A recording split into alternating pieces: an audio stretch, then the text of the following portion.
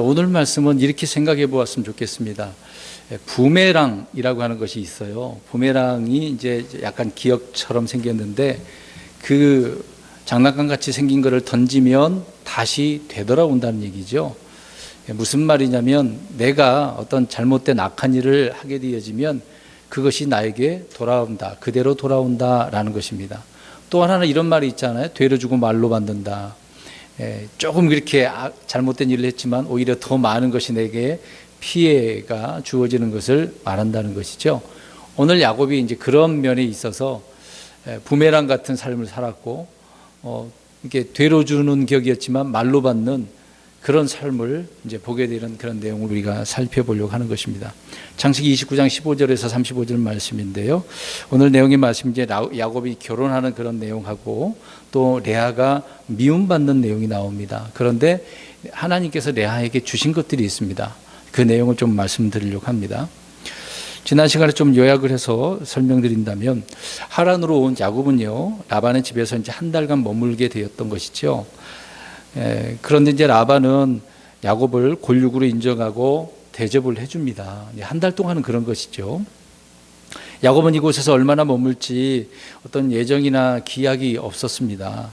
어머니 이제 리브가가 형의 분노가 풀리면 사람을 보내준다고 했는데 그거를 이제 기다려야 되는 입장이고 또 이제 중간에서 오다가 이제 베델에서 주님을 만나지 않습니까? 그때 하나님께서 아버지 집으로 다시 데려오겠다라고 하셨기 때문에 그때를 기다리는 그런 부분인데 그 언제인지는 모르는 것입니다.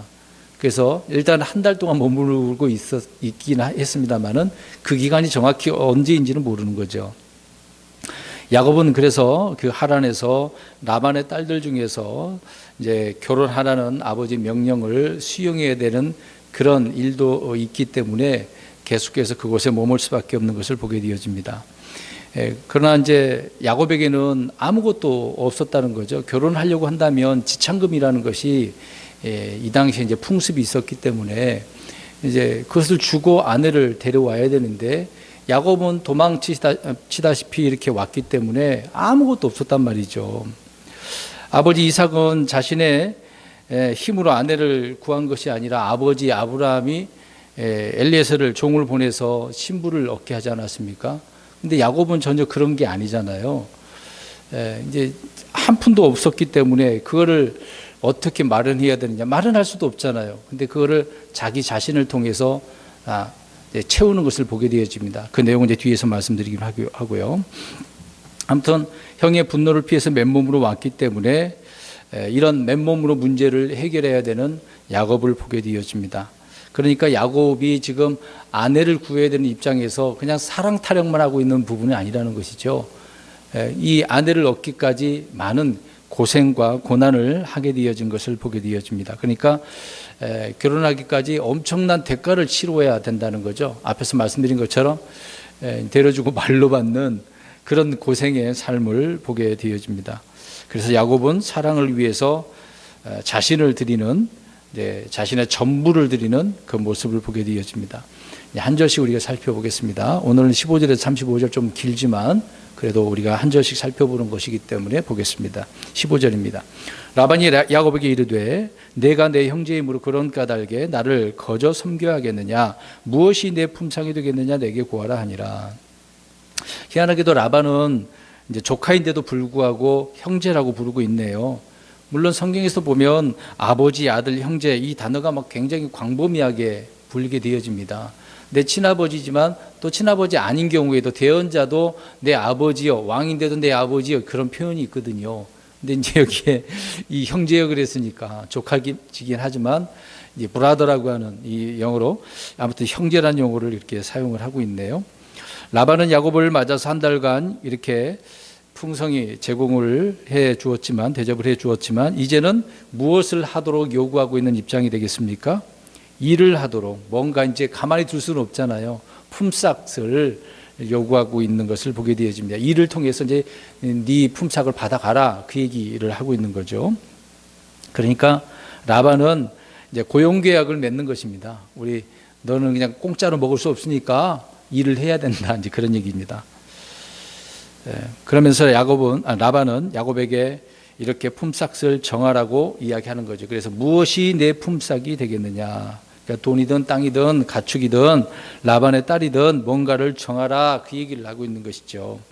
라반은 야곱이 원하는 것이 무엇인지 이미 알고 있었던 거예요. 이미 야곱이 모든 일을 어떻게 했다고 그랬습니까? 라반에게 고했다, 알려줬기 때문에, 아니, 교묘한, 야곱보다 더 그냥 속이는 자기 때문에 뛰어난 자기 나름대로 계획을 세워서 지금 이제 한 달이 다 끝나니까 이제 야곱을 이렇게 품삯에 대한 이야기를 꺼낼 수밖에 없었던 거죠.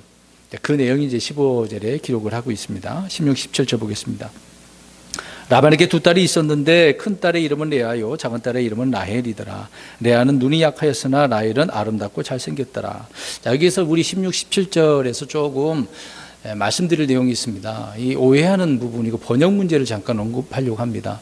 뭐 흔적적인 뭐 잘못되었다, 뭐 나쁘게 됐다, 이제 그러려고 하는 것은 아니고 문맥상 의미가 좀 뒤바뀌었다라고 하는 그 부분을 잠깐 말씀드리려고 합니다. 일단은 라반에게 레아하고 라헬이 있는 것을 보게 되어지죠. 근데 두 사람에 대한 성격이나 재능이나 어떤 뭐 나이 이야기도 하는 것도 아니고 어떤 뭐 지금으로 입장에서는 학력적인 그런 면을 전혀 언급하는 내용은 하나도 없습니다. 나오지 않습니다. 그런 내용은 안 나오고 이 라헬과 레아에 대한 외모만을 좀 간략하게 언급을 하고 있습니다. 근데 이 부분에 있어서 좀 우리가 생각해 봐야 되는 것인데, 근데 우리가 성경을 찾아보면 하나님께서는 외모를 보시는 분이라고 했습니까? 외모를 안 보시는 분, 중심을 보시는, 그 속을 보시는 분이 우리 하나님이시지 않습니까? 근데 용모에 대한 언급이 성경에 좀 언급되어진 부분이 있습니다. 오늘 이제 두 사람도 그렇습니다만은 사라도 그렇고 리브가도 그렇고 뭐 나중에 에스도 그렇습니다. 이 다 아리따운 그런 여성이라고 나오죠. 얼마나 아름다웠길래 사람들이 특히 이제 사라하고 리브가가 문제가 되는 부분이 있었지 않습니까? 아무튼 주님께서 사람의 외모를 취하는 것이 아니라 사람들이 외모를 보는 것으로 취하는 것이기 때문에 그게 이제 문제가 되는 것이죠. 그럼 왜 오늘 16, 17절에 이런 말을 하고 있는가? 근데 이제 레아의 그 눈에 대한 이야기를 하려고 하는데요. 근데 이 라반의 큰딸 레아는 그 눈매가 지금 약하다라고 이렇게 표현되어져 있습니다. 근데 약한 게 아니라 그 눈매가 부드러웠다라고 하는 부분이거든요. 그러니까 좋은 것 중에 좀 못하지만 그럼에도 불구하고 좀 낫다라고 하는 그런 의미인데 지금 번역이 약하게 되었다 이렇게 표현을 하고 있습니다. 이게 무슨 말이냐면 야곱의 관심을 끌 만한 그 매력이 레아에게는 없었다, 그 얘기예요. 그 중에 눈은 좀 부드러웠다라고 하는 그런 부분이거든요. 눈만 나쁜 건 아니라는 거예요. 모든 건 다 안 좋은, 야곱이 볼 때는 안 좋단 말이죠. 근데 눈은 왜 하필이면 눈만 언급을 하겠습니까? 그런 의미는 아닌 거죠. 약한 의미가 아니라 부드럽다, 좀 눈은 좀 뛰어났다, 그런 표현의 의미를 말하고 있는 것입니다.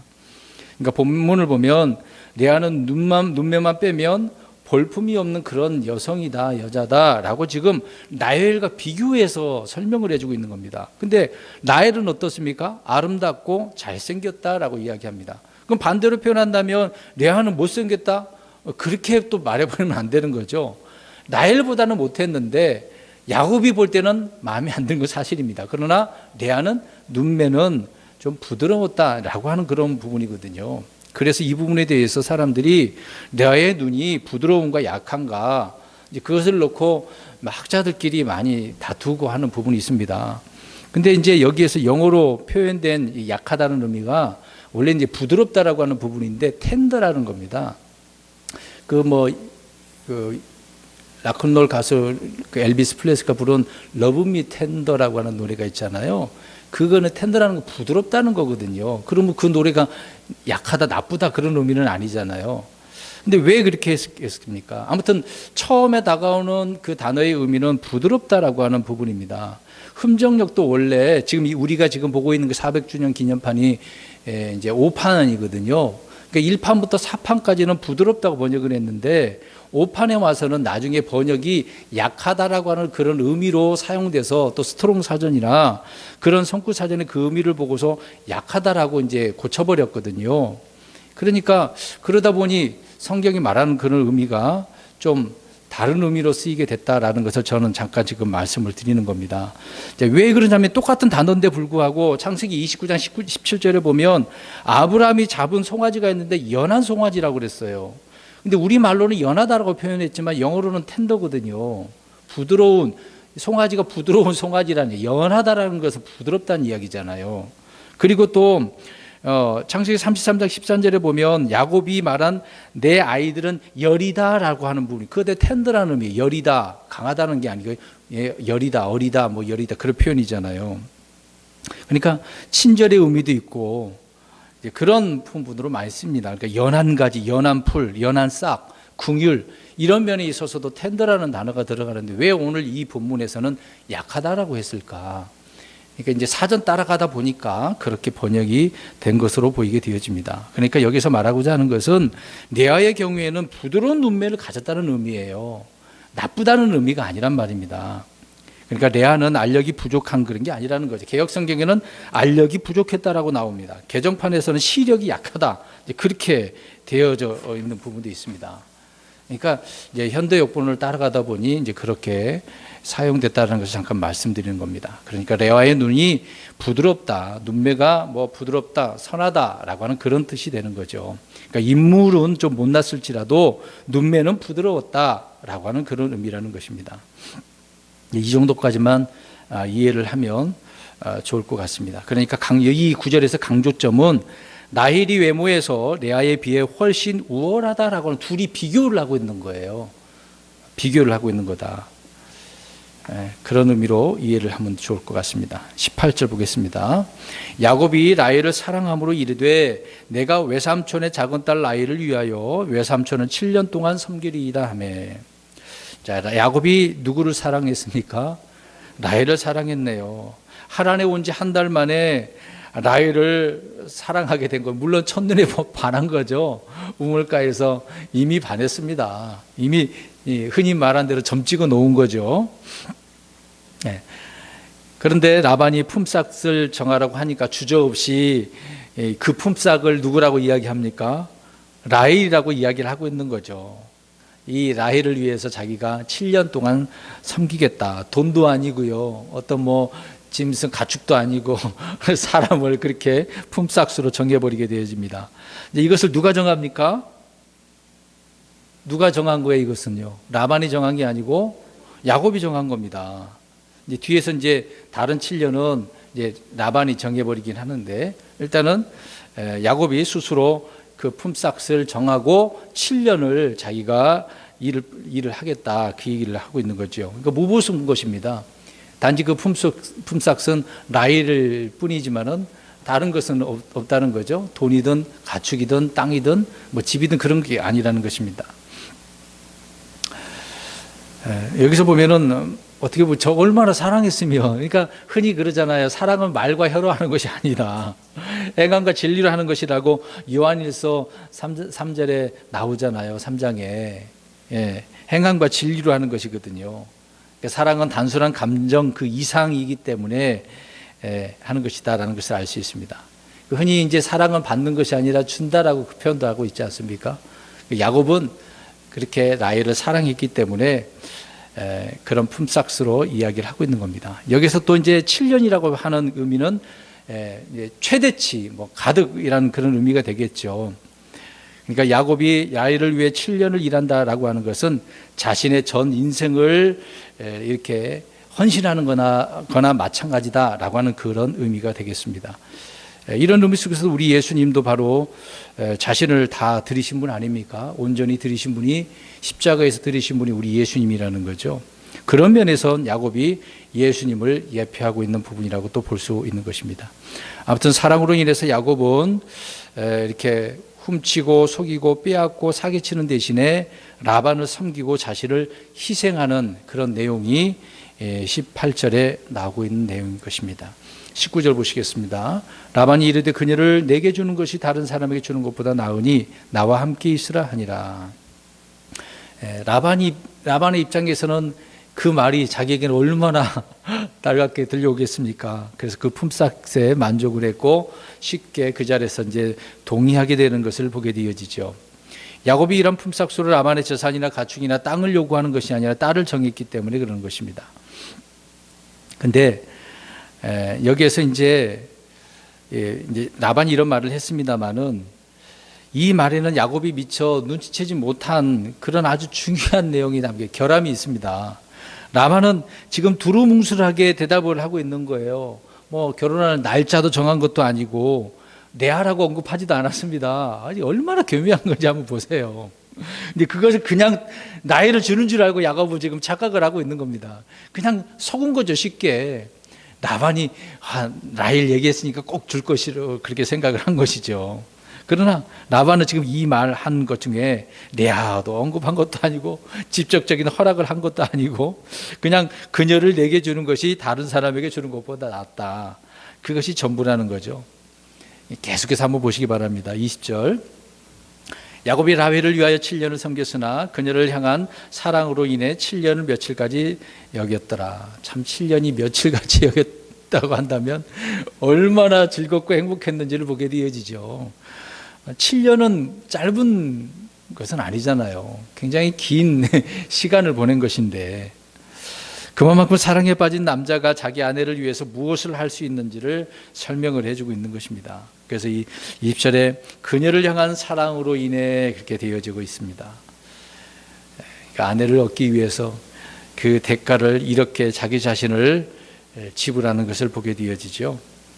야곱에게 라헬은 섬김의 보상을 얻는 유업의 상급이 되었기 때문에 그렇습니다. 자, 야곱은 아내를 위해 7년을 며칠까지 일을 하게 했는데 사랑으로 인해서 야곱은 오래 참고 모든 것을 견디고 일을 했는데 고통이 아닌 즐거움이었다. 자, 그러니까 이렇게 생각해 보면 좋겠습니다. 우리가 주님을 사랑하면 주님 오시기 전까지 우리는 살아가는 인생의 삶이 그렇게 순탄치는 않거든요. 그런데 주님을 정말 뜨겁게 사랑하면 주어지는 환경이 고통스러운 일들이 그렇게 고통스럽지만 않거든요. 오히려 기쁘고 더 소망이 넘치는 것 아니겠습니까? 근데 이런 사랑이 뜨겁지 않으면 식어지면 늘 괴롭잖아요. 남자든 여성이든 간에 이 사랑에 대한 결핍이 있다고 한다면 굉장히 심란해지지 않습니까? 우리는 주님에 대한 사랑이 정말 뜨거워야 돼요. 이 부분에 있어서 야곱처럼 정말 뜨겁게 주님을 사랑해야 된다라는 것을 생각하게 되어집니다. 그러니까 고통이 아닌 즐거움이 되기 위해서는 어떻게 해야 된다? 사랑해야 된다라고 하는 거죠. 부부간에도 그렇습니다. 살아가는 삶이 서로 항상 뭐 좋은 일만 있는 건 아니잖아요. 어려운 일도 있고. 그래도 이런 사랑으로 매일매일이 즐거움 속에서 있어야 될 것입니다. 21절 야곱이 라반에게 이르되 내 날들이 찼으니 내 아내를 내게 주소서 내가 그녀에게로 들어가겠나이다 하며 이제 7년이 다 지났어요. 그래서 드디어 약속한 7년이 찼기 때문에 내 아내라라고 표현하면서 자신 있게 이제 삼촌에게 요구하게 되어진 것을 보게 되어집니다. 야곱은 정말 뭐 자기가 약속을 했기 때문에 그걸 달라고 이야기하고 있는 것이죠. 간단한 내용이니까 넘어갑니다. 22, 23절 라반이 그곳에 모든 사람을 함께 모아 잔치를 베풀고 저녁 때 자기 딸 레아를 데려다가 그에게로 보내니 그가 그녀에게로 들어가니라. 자, 혼인잔치를 열어줬는데 사람들 불러놓고 정말 큰 잔치를 벌였나 보죠. 근데 저녁 때에 그것도 낮이 아니네. 참 이렇게 라반이 계획대로 이렇게 움직이는 거 보면 참 대단한 사람인 것 같아요. 저녁 때 자기 딸 레아를 야곱에게 보냈던 것이죠. 이제 이것은 야곱의 입장에서는 계약을 위반한 그런 내용 아니겠습니까? 물론 라반은 야곱에게 자기 딸을 주긴 했습니다만은 야곱이 요구한 작은 딸 라헬이 아니었다는 것이죠. 아내가 뒤바뀌었습니다. 자, 여기에서 아침에 일어나니까 어떻게 했어요? 아무튼 둘이 하룻밤을 지냈단 말이죠. 사랑하는 안 보이니까 얼마나 어두웠으면 불도 없었나 보죠. 알아볼 수도 없는 그런 상황이었나 봐요. 근데 일어나 보니 눈 떠 보니까 아니란 말이죠. 얼마나 황당했겠어요. 이게 누군지. 그 장면 한번 생각해 보십시오. 네? 엄청나게 황당한 일이 벌어졌습니다. 자, 한번 보세요. 야곱은 지금까지 남을 속이는데 능했습니다만은 자신이 속아본 적이 있었을까요? 없었을까요? 우리가 앞에 내용들 살펴보면 없었죠. 이렇게 속아보니까 얼마나 황당했는지 한번 보시기 바랍니다. 24절 보십시오. 라반이 또 자기 하녀 실바를 자기 딸 레아에게 여종으로 주었더라. 간단한 내용입니다. 자기 여종이었습니다마는 레아에게 종으로 실바를 주게 되어진 내용입니다. 25절 아침이 되니 보라 그것은 레아더라. 그가 라반에게 이르되 외삼촌이 내게 행한 일이 도대체 무엇이니까 내가 라헬을 위하여 외삼촌과 함께하며 섬기지 아니하였나이까. 그런데 어찌하여 외삼촌이 나를 속이셨나이까 하니 당당히 자기 삼촌에게 가서 따질 수밖에 없는 그런 장면을 보게 되어집니다. 명백한 계약 위반이었기 때문에, 사기였기 때문에 따질 수밖에 없었던 것이죠. 라헬을 위해서 7년을 일했는데 뒤바뀌었으니 얼마나 황당하겠습니까? 자, 여기에서 그러면 이런 사실을 자기가 경험하게 되었다고 한다면 과거에 자기가 저질렀던 자기 형 에서에게 2번이나 또 자기 아버지에게 속이는 일까지 했으니까 그 일이 떠올라야 돼, 안 떠올라야 돼요? 떠올라야 당연한 건 아니겠습니까? 배워야 되는 거잖아요. 아, 내가 과거에 그랬으니까 내가 이런 일을 당하는구나. 그렇게 생각을 해야 옳지 않겠어요? 지금 그런 생각이 들었을 것 같아, 안 들었을 것 같아? 이런 말을 하는 거 보면 안 들었을 것 같죠? 깨닫지 못하는 그런 것을 보게 되어집니다. 자기가 이렇게 속임수로 불법으로 그렇게 행했는데 라반에게 가서 왜 이렇게 자기를 속였느냐라고 따지고 있는 거죠. 야곱은 오히려 자신의 그 진실함을, 정당성을 외치고 있습니다. 자기 입장에서는 그렇게 얘기하겠죠. 그래서 어찌하여 외삼촌이 나를 속이셨나이까? 라고 이야기를 하고 있습니다. 이 질문은 말씀드린 것처럼 먼저 자신에게 해야 될 질문이라는 거죠. 그래서 자백하고 회개해야 될 그런 필요성이 있음에도 불구하고 야곱은 지금 그렇게 하지 못하는 것을 보게 되어집니다. 그러니까 이런 것을 볼 때 사람들은요, 자신이 한 일과 똑같은 일을 겪고 나서야 비로소 야, 내가 그랬구나 깨닫는 경우가 있잖아요. 못 깨닫는 사람도 있겠습니다만은 우리가 이런 일들을 보면 쉽게 남의 이야기만 하면 안 됩니다. 아유, 저 아들놈이 자식, 내 자식이 그럴 수도 있는 거잖아요. 우리는 이것을 잊지 마셔야 돼요. 어디 가서 자식 자랑만 하지 말고 내 자식도 잘못할 수도 있는 거거든요. 내 남편이든 내 아내든 우리가 그렇습니다. 항상 조심해야 될 부분은 조심해야 되겠죠. 아무튼 라반에게 항의하는 야곱에게 7년 전 자신이 아버지와 형에게 한 그 속임수와 사기 행각이 얼마나 잘못됐다라는 것을 알아야 되는 부분이 되겠죠. 26절입니다. 라반이 이르되 우리 지방에서는 이처럼 맏딸보다 작은 딸을 먼저 주는 일을 결코 하지 아니하느니라. 이 말에 지금 할 말이 없어요. 솔직히 자기가 살고 있는 그 지역에는 그런 일이 없는 것처럼 생각했지만, 아니 하란 지역이라고 하니 시리아 하란 지역은 이 지방에서는 그렇게 풍습이 있다고 하는데 어떻게 하겠습니까? 분노하는 야곱의 항의에 대해서 준비된 답변이 마련되어 있었던 거예요. 라반의 입장에서는요, 전통과 관습과 문화가 이러는데 어떻게 하겠습니까? 그 항의를 완전히 묵살해버리는 반문의 말이 되어졌던 것이죠. 그래서 사람들이 흔히 이렇게 표현합니다. 우리 지방에서는 교회 교단 입장에서 우리 교단에서는, 우리 교회에서는, 우리 집안에서는 그런 표현들을 많이 하잖아요. 그런 것처럼 라반이 야곱에게 그렇게 이야기를 하고 있습니다. 계속해서 26절에 보면 결코 하지 아니하느니라 라고 표현하고 있네요. 그러니까 라반은 야곱에게 라헬이 아닌 레아를 야곱에게 준 이유가 맏딸보다 작은 딸을 먼저 주는 일은 결코 하지 않는다라고 이야기를 하고 있습니다. 오히려 이것은 왜 이렇게 할까요? 오히려 야곱을 질책하고 있는 거예요. 내용을 다 알고 있으니까, 야곱이 어떤 사람이라는 걸 이 라반이 다 알고 있으니까 오히려 야, 너는 과거에 너도 그랬잖아, 이런 식으로 지금 질책하고 있는 부분이라고도 우리가 한편적으로 생각할 수가 있겠죠. 그러니까 라반의 이 말은 야곱과 야곱의 집안에서 벌어진 형 동생 간의 분쟁을 이렇게 책망하고 있다라고 하는 부분이 되겠죠. 27절입니다. 그녀를 위해 이레를 채우라. 우리가 이 딸도 내게 주리니 내가 또 다른 7년을 여전히 나와 함께하며 섬길지니라 하매. 이레를 채우라고 하는 것은 결혼을 했으면 7일간은 아내와 지내야 되는 거거든요. 또 잔치가 있거든요.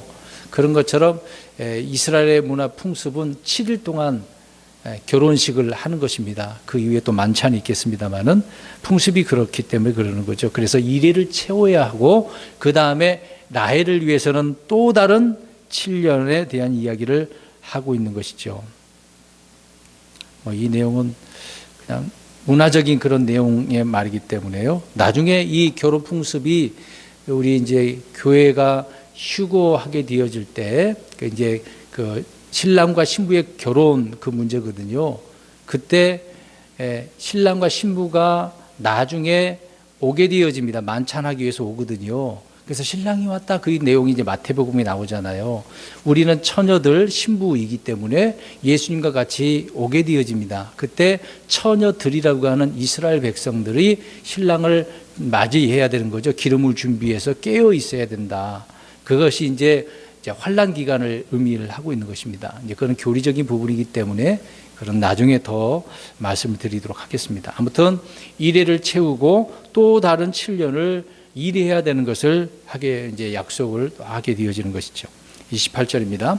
야곱이 그대로 하여 그녀를 위해 이레를 채우니 그가 자기 맏딸 라헬도 그에게 아내로 주었고, 자 7일 채우고 라헬을 얻게 되어집니다. 그러니까 졸지에 지금 아내가 몇 명 됐습니까? 2명이 돼버렸네요. 1명인 줄 알았는데 2명이 돼버렸습니다. 야곱의 입장에서는 하나만 데려가면 될 줄 알았어요. 둘이 됐단 말이죠. 근데 실제 둘만 됐습니까? 나중에 다음 주에 살펴보겠습니다만은 여종 둘까지 있기 때문에 넷이 돼버리죠. 점점 늘어났습니다. 29절입니다. 그가 또 자기 하냐 비라를 자기 딸 라헬에게 주어 여종이 되게 하였으므로, 라헬을 위해서도 라반의 여종 비라를 주게 되어집니다. 그러니까 선물로 주는 거죠. 그 당시에 여종을 이런 식으로 좀 이제 주게 되어진 것을 보게 되어집니다.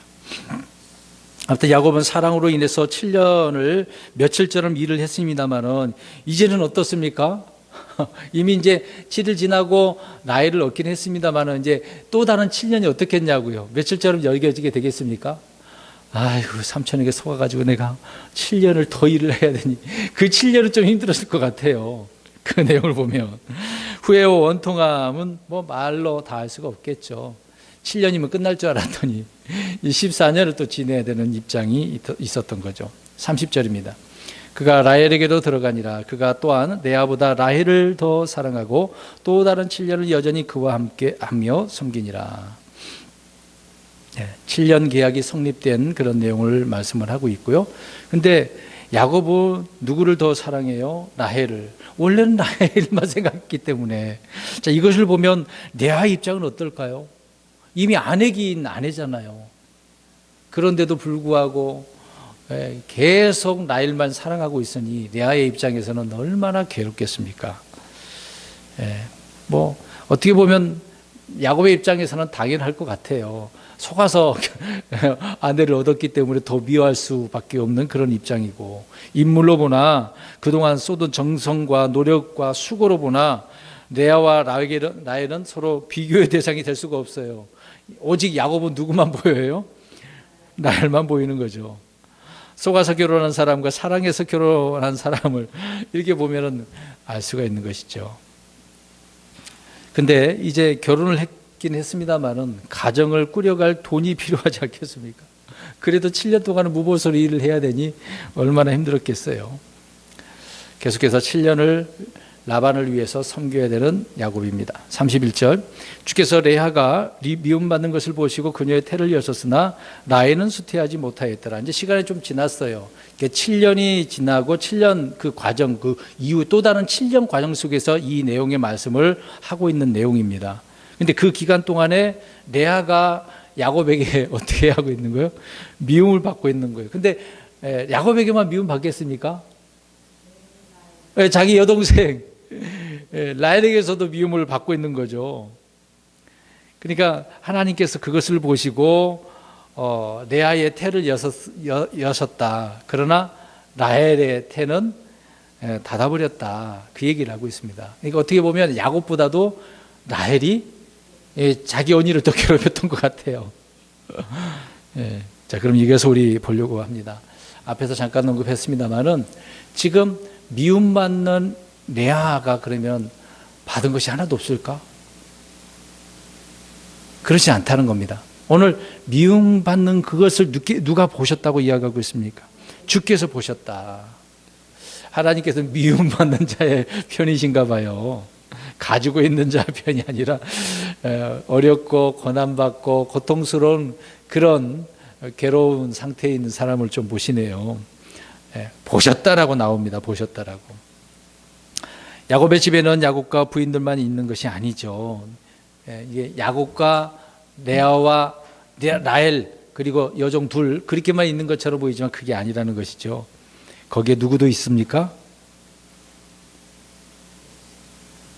주님이 있다는 거죠. 주님이 보고 계시니까 함께하고 계셨던 것이죠.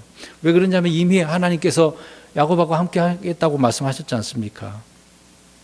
주님은 레아가 야곱에게 미움받는 것을 아셨습니다. 그래서 주님은 레아의 태를 열어주셨어요. 일반적으로 여자는 자식을 낳으면 남편의 사랑을 받을 수 있기 때문에 그렇습니다. 자녀가 없으니까. 또 나중에 이제 라헬도 얼마나 괴롭겠습니까만은요. 아무튼 라헬은 수태하지 못했다라고 이야기를 하고 있는 거죠. 그러니까 자녀가 없으면 엄청난 수치거든요.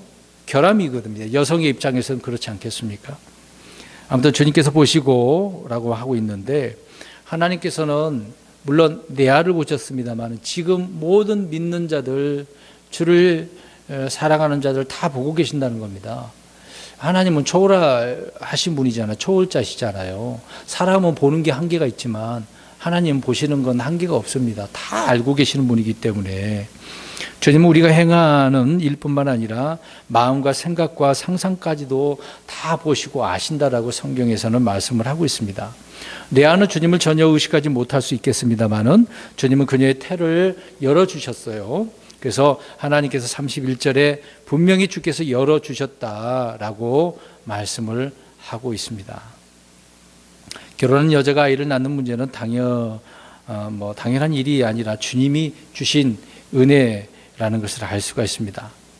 자, 그 내용이 31절에 말씀을 하고 있고요. 계속해서 보겠습니다. 32절. 레아가 수태의 아들을 낳고 그의 이름을 루벤이라 하였으니 이는 그녀가 이르기를 주께서 분명히 나의 고통을 보셨으므로 이제는 내 남편이 나를 사랑하리로다 하였기 때문이더라. 야곱에게 아이를 낳는데 그 첫째가 루벤이네요. 보라 아들이라라고 하는 그런 뜻인데 자신의 태에서 첫째가 이렇게 태어나게 되었습니다. 장자는 그 어머니가 미움을 받는다라고 할지라도 두 몫을 유업으로 상속받게 되거든요. 후에 그렇지만 루벤은 이스라엘의 장자이긴 했습니다만은 나중에 이 루벤이 잘못했습니다. 자기 아버지의 첩이 되겠습니다만 첩이 아내가 된 것이죠. 사실상 비라에 침상에 올라가지고 범죄함으로 장자권을 빼앗기게 되잖아요. 르우벤이 후에 좀 잘못한 일이 많았습니다. 장자인데도 불구하고. 아무튼 레아가 르우벤을 낳았는데 자기의 고통을 주님께서 보셨다라고 이야기를 하고 있습니다.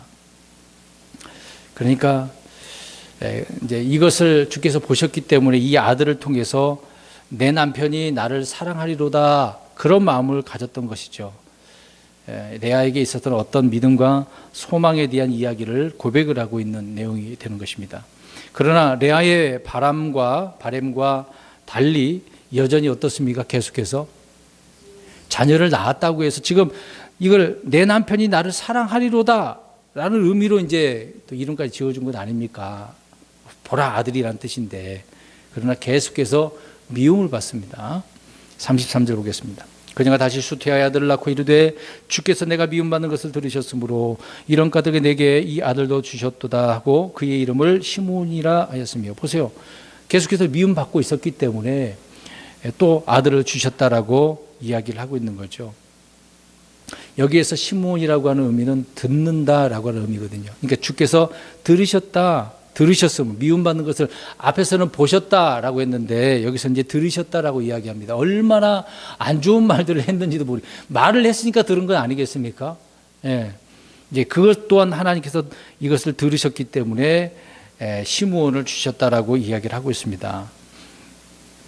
그러니까 일상 속에서 어떻게 보면 레아는 하나님과의 그 관계가 좀 있었던 것으로 보입니다. 이런 상황이지만, 고통스러운 상황이지만 주님과의 그 관계가 있었던 거죠. 안 좋은 부분도 있지만 자기가 이런 고통받는 것을 주님 앞에 레아가 아뢰었다라고 볼 수가 있는 것입니다. 그러니까 그런 면에서도 하나님은 들으셨기 때문에 아들을 또 이렇게 주셨다라고 하는 의미가 되는 것이죠. 그러니까 레아는 주님께서 자신의 태를 여시고 아들들을 주시는 그 이유를 알고 있었기 때문에 이런 고백을 33절에 하고 있는 것이죠. 우리도 내가 누구에게 고통받으면 받고 있다라고 한다면 하나님께 아뢰면 되는 겁니다. 사람들이 나를 미워하고 핍박하고 내가 잘못이 없는데, 그러면 우리는 주님께 문제를 놓고 해결을 받아야 됩니다. 내 힘으로나 내 생각으로나 내 지혜로 하려면 오히려 더 힘들고 어려운 상황에 빠질 수가 있기 때문에 그렇습니다. 늘 우리 그리스도인들은 주님을 통해서 문제를 해결해 나가야 된다라고 하는 것입니다. 그것이 올바른 방법이죠. 가장 올바른 방법입니다. 그것이 빨리 문제를 해결할 수 있는 방법이기 때문에 그러는 것입니다. 34절, 그녀가 또 수태의 아들을 낳고 이르되 내가 그에게 새 아들을 낳았으니 이제 이번에는 내 남편이 나와 연합하리로다 하고 이런 까닭에 그의 이름을 레위라 하였으며, 셋째 아이를 낳았는데 레위를 낳게 되어집니다. 레위는 연합이라는 뜻이거든요. 나중에 이 레위가 이제 제사장의 일을, 하나님을 섬기는 그런 지파에 이제 있게 되어지는 것이죠. 연합이라는 의미가 아주 중요한 부분이 있습니다. 이제 간단한 내용이기 때문에요. 35절입니다. 그녀가 또 수태의 아들을 낳고 이르되 내가 이제는 주를 찬양하리로다 하고 이런 까닭에 그의 이름을 유다라 하고는 낳는 것을 멈추었더라. 마지막 구절이 되는데요. 네 번째 아들까지 낳았습니다. 유다라고 하는 것은 주를 찬양한다라고 하는 의미인 것인데, 주님은 레아에게 충분히 이렇게 보상해 주는 것을 보게 되어집니다. 라헬은 아무리 자녀를 낳고 싶어도 자녀를 못 낳는 그런 때였지만 레아는 미움을 받으면서도 하나님으로부터 무엇을 받은 겁니까? 자녀들을, 은혜를 받은 거죠. 복을 받은 거 아니겠습니까? 레아는 이런 고통 속에서도 오히려 주님과 영적 교제 가운데서 살고 있었다는 겁니다. 이걸 우리가 한번 생각해 봐야 돼요. 미움받으면서 주님과의 이런 관계가 흐트러지지 않는 경우, 사실상 나중에 보면요, 라헬이 나중에 둘 다 죽는다고 칠 때, 물론 죽었습니다만은 조상들의 묘에 누가 들어갔습니까? 레아가 들어갔습니다. 라헬은 그냥 길가에 묻혔거든요. 그게 좀 다릅니다. 그러니까 그만큼 하나님께서는 미움받는 레아에게 더 마음을 두셨다라는 것을 우리는 알 수가 있는 거죠. 또 그런 레아에게 하나님께서는 이런 복을 주셨다는 것이죠. 그래서 다산의 복을 받았고 또 주님의 궁유를 얻었고, 야곱은 레아를 미워했습니다마는 하나님은 그렇지 않았다는 거죠. 오히려 사랑한 거라고 봐야 되는 것입니다. 레아는 남편의 사랑을 받지 못했습니다마는 하나님의 은혜와 사랑을 이렇게 받았기 때문에 엄청나게 많이 받았습니다. 라헬보다 많이 받았습니다. 라헬은 하나님께 받은 것보다도 누구에게 받았습니까? 야곱에게 받았습니다. 그러니까 우리가 이거를 좀 아셔야 될 게 뭐냐면, 사람들에게 받는 것보다 주로부터 받는 것이 더 중요하다라는 것을 아셔야 됩니다. 그것이 더 가치가 있는 것이죠. 물론 그 당시에 라헬의 입장에는 오직 야곱이 나만 사랑해주면 다 될 것이라고 생각했어요. 그러나 귀한 자녀를 생산해야 되는 건데, 다산하고 번성해야 되는데 그것이 안 되잖아요. 어떻게든 자녀를 낳으려고 애를 씁니다. 이제 그 내용이 이제 다음 주에 우리가 또 살펴보게 될 것인데요.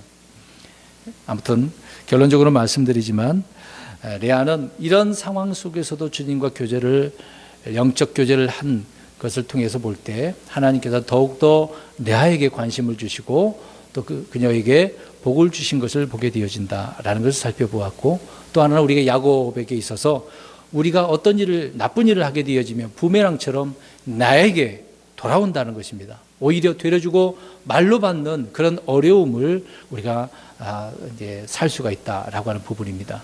그런 일이 오기 전까지 우리는 미리 나 자신을 돌이키고 바른 삶을 사는 것이 더 올바른 것이겠죠. 항상 우리 그리스도인들은 나 자신을 살피고 주께서 내게 뭐라고 말씀하시는지 늘 말씀을 기억하고 겸손히 살아가는 저와 여러분 되시길 주의 이름으로 축원드립니다.